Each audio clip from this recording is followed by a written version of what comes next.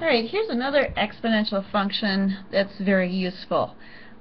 This function models the breakdown of medication in a person's system after a certain number of hours. So if a drug is administered as a shot, the concentration will start at its highest level, C, and after that it will decay at an exponential rate. The concentration after T hours is given by the following. So this is our function notation, C of T.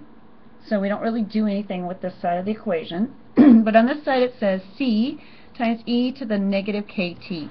Now the C stands for the initial dose, how many milligrams or whatever of medication.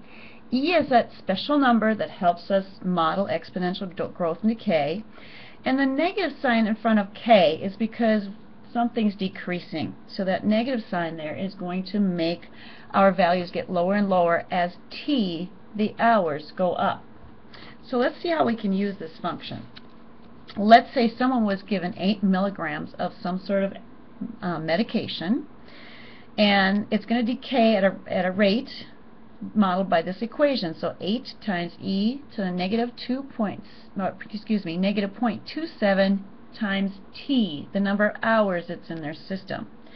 And if we want to know how much medication is left after 5 hours, and we want to know if it's still effective, all we have to do is plug in a 5 right there. And all of this can be done in our calculator as plug and chug. I'm going to rewrite it a little bit larger so we can see what's going on. C of 5 equals 8 times e to the negative 0.27 times 5. Now this is all going to be in the exponents. It's all going to be in those parentheses that come up when we press that E key. And we're supposed to get about 2.074. Let's get the practice entering this in our calculator. So on this side of the equation we do nothing. This is just saying we're going to do the function of 5. On the other side we type in 8 times, get your E key, mine is in yellow, so I have to press shift. And what are we powering up to? Negative 0.27 times 5, close those parentheses. Press enter, and I do indeed get about 2.07. And what's it mean? It means that there's only about 2 7/100ths of a milligram of medication left after 5 hours. So only about 1/4 of the medication is left in your system after about 5 hours. So again, this is just a plug and chug equation.